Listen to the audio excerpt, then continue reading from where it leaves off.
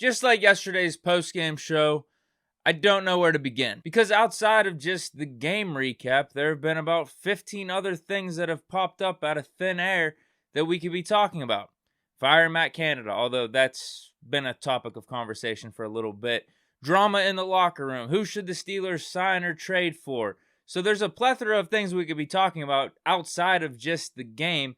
So here's what we're going to do. I'm going to briefly recap the game, rehash some stuff that I was talking about yesterday on the post-game report, and also maybe bring up some stuff that I missed. And then we got a game for the rest of the week, from now until the Steelers-Bucs game. We're spinning the wheel of misery, the wheel of depression, the wheel of Steelers misfortunes. I don't know, whatever you guys want to call it. But the wheel has 8 different relevant topics that are going on right now amongst Steeler Nation, amongst the Steeler world. So we're going to spin it. Whatever it lands on, we're going to talk about. So for today's episode, we're going to recap the game because that's still fresh. But then at the end of it, we're going to spin the wheel. Whatever topic it lands on, we'll talk about it. And we'll keep spinning the wheel throughout the rest of the week until all 8 topics have been talked about. Good? So for the recap, let's start with the quarterback, of course, Kenny Pickett. I think, again, he proved that it was a no-brainer decision to go with him over Trubisky. He showed all the things that you want out of your first-round quarterback. Leadership, toughness, that extra mobility, that X factor, also incredible accuracy, leadership. His final stats, 34-52, 327 yards, and 1 interception. That happened right before half. You take your shot, and it just didn't work out. If that's the one big mistake that Pickett had, I think that's something we can overlook for a rookie. Some context for his game, his 327 passing yards are the 8th most by a rookie quarterback in their first career start since the 1970 NFL and AFL merger. The record is 422 by Cam Newton. And then you have the 34 completions from Kenny Pickett are the most by a rookie quarterback in their first career start. Again, since the 1970 NFL to AFL merger. I thought we were moving the ball with Pickett pretty well throughout the game. The only problem was, and why the drive stall were due to Deontay drops. Claypool drops later in the game. I know it was out of balance, but still. And also the missed field goals. And those missed field goals also came due to us not going for it. Newsflash, whenever you're starting to see the Bills put up points and the game getting out of reach a little bit, I'm talking particularly in the first half, to win the game, we need touchdowns. We need 7 points. So we got to go for it. We're not going to win whenever your defense is letting Josh Allen go up and down the field by kicking field goals. So that's one thing. And then in the second half, another newsflash. When you're down 30-plus points, kicking field goals doesn't matter. We don't give a shit about saving face. Just go for it. I don't care if it's 4th and 5 and we get a penalty and then becomes like 4th and 15 or 4th and 13. Who cares? Go for it. But overall, I think Pickett was a bright spot in this game. Kind of weird considering the offense only put up 3 points, but there is some context to this, as I just explained. And I think it's just one of those things you have to watch the game to get it. Because you had even Bills fans in the comments of yesterday's post-game report complimenting Pickett very much. You heard Romo throughout the game saying, yeah, I think the Steelers found their guy. Dan Orlovsky on Twitter, who is a dude that said whenever the Steelers drafted Pickett that he didn't think Pickett could be a guy that can outduel the other AFC North quarterbacks. He was very complimentary of Pickett in his debut as well. So that's one thing I think we could take away from this one, at least some type of silver lining.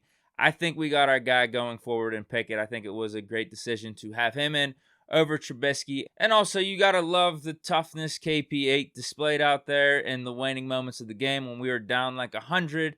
Even though we were getting blown out, Pickett still stood up for himself when he thought he got a cheap shot taken at him by the Bills defensive lineman. Stood up, pushed him like, nah, we ain't putting up for that shit. And also, again, we got to give a major shout out to James Daniel for whenever DeMar Hamlin had the late hit on Pickett as he was sliding, for sticking up for his quarterback. That's the type of shit we need going forward. With the defense, just like yesterday, I mean, I'm speechless. I don't know what there is really to say. We did go up against Josh Allen, who is obviously in his prime as a top 3 quarterback in the NFL, and he was just on one. And obviously the injuries for the Steelers defense didn't help. We had some dudes out there that we literally picked up off the street this week. So you combine that with Josh Allen playing out of his mind, them having Stephon Diggs, who's a top 3 to 5 receiver. It's not a good formula. I don't know how much it would have mattered if we had our full arsenal out there outside of TJ Watt, because if our offense isn't putting up points on the board, eventually Josh Allen and the Bills offense, they'd figure it out at some point. They scored 30 points in the first half. So even if it was a little bit more of a struggling game at the beginning, if we only have a max of, it would have been 9 points if Boz would have made those 2 field goals. I don't know if that's still enough anyway. Just overall, a bad performance, man. The bright spot, I would say, is DeMarvin Leal. Looking back on the defensive performance, I know I talked about Miles Jack a little bit yesterday. Levi Wallace's interception. I think Cam Hayward had a couple plays. But DeMarvin Leal, he's obviously going to be a nice foundational piece going forward. Had a couple bats at the line of scrimmage. Felt like Devin Bush took a little bit of a step back. He was good in coverage for the one play, but the dude caught it. But there were some other plays in coverage. Really wasn't the best. Some times where he was chasing dudes in the running game. He tried getting Josh Allen off the edge. Josh Allen just blew right by him. So Devin Bush didn't seem right out there. But yeah, the defense as a whole wasn't good. If you give up 38 points and they're able to sit their starting quarterback like a series or 2 into the second half, and it probably would have been 40 points had it not been for that fumble at the goal line, there's just not much good that you could take away from yesterday's defensive performance outside of the small things that I said. Just bad, man. So defense, trash. Offense as a whole, trash. Bright spots for offense, though. Pickett, Pickens, of course, and then Jaylen Warren. That leaves special teams. Trash. Like, Boz, come on, bro. Come on, bro. Just got that nice contract. We had the Bills kicker make all of his extra points. And did he even kick a field goal? I don't even know if they kicked a field goal. Did they? They ended up with 38 points. Did they kick one field goal? I guess the math would be 38 points. 35 would be all touchdowns. And he also had an additional field goal. He made everything outside of the block kick, so I don't understand what was going on there. I get away stadium win, but that's why you have time before the game to prep. That was just weird. It was an off performance. Obviously, we're not going to cut balls or do anything drastic because he literally just hit, a 52-yarder at Heinz Field and then a 59-yarder. He's a great kicker. It was just a really off game. Then Steven Sims, the guy that we had locked in as our return man this week after putting Gunnar Olszewski on the shelf, starts the game off with an eye injury, nowhere to be seen. And we have James Pierre out there returning kicks. And the first kick after the Bills score that 98-yard touchdown, James Pierre absolutely botches it up. Probably one of the worst botched attempts I've seen. It's not on James Pierre because, in my opinion, why the hell is James Pierre out there? No clue. Why not have a dude that specializes in catching for his profession, not a cornerback or defensive back? Hey, George Pickens, why not? He's caught everything thrown his way. I'm sure he could catch a simple kickoff return. Why not have George Pickens out there in an emergency situation?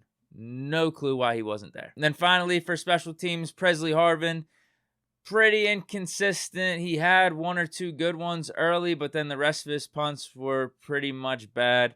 That's unfortunate because I thought he turned the page and could be a punter that we could count on more. And maybe going back to Boz, could the wind have been a factor and whatnot? Maybe, but again, isn't that your job to know the wind and maybe kick it lower, figure that type of stuff out? And today, Presley Harvin wasn't up to performance standards of what we're used to, at least from him, from this season. Essentially, all-around bad performances by offense, defense, special teams, all 3 phases. And a portion of that, obviously, then has to go on coaching. And I'm not in the fire Tomlin camp, but he clearly deserves blame. Some of this shit has been happening way too frequently over these past 3 or 4 years where we're getting blown out in the first half and the game is already over. That comes down to preparation, having your dudes ready. And we can obviously point at the coordinators being bad and call for them as being shitty, but at the end of the day, who hired these coordinators for their jobs? That's Mike Tomlin. And I've already mentioned that I haven't liked some of the decision-making late in games whenever you're in a scenario to go for it versus not. I know there's context to all of this, but for example, Browns game, I think there was 5 or 6 minutes left. We're backed up in our own zone, but our only chance to win the game from my standpoint was to sustain a drive and score a touchdown, because if you were to punt it, it's a 2-score game, the clock isn't in your favor, and we punted it. And that exact scenario played out where we did get the ball back, but it's still a 2-score game and more clock was run off than what we would have wanted. And then going back to this one, really didn't like not going for it. So there's some examples of that as well. You even have former Steelers safety and Super Bowl champion Ryan Clark pointing out some inadequacy in Tomlin's coaching recently. Says Mike Tomlin is my favorite football coach. With that being said, no matter what the roster looks like, your team has to be prepared, be in proper positions to succeed, and dang fight. The Steelers did not fight today, and that goes back to the head coach. You got to get him right. So yeah, something's got to give, and I don't think fire Tomlin is the answer. Let me be clear about that. But it's just more about accountability. If all 3 phases sucked, offense, defense, and special teams, who does that point to? If the coordinators sucked for those 3 phases, the coaches of those specific 3 phases all sucked, who does that point to? Who's the leader of all that? Who's at the top of the pyramid? And that's Tomlin. So literally everyone gets blamed for this game. Tomlin, coordinators, play calling, the players for offense, defense, special teams. Everyone gets blamed. It's just like in Oprah. You get blamed. You get blamed. You get blamed. And that's what happens when you get the result that you did in yesterday's game. And I think the whole who should be fired, who should keep their job, that type of stuff is a bigger topic that we could delve into at some point. Actually, maybe today. Let's see what the wheel has to say. Give it a spin. All right, here we go. The first spin of the wheel. And we got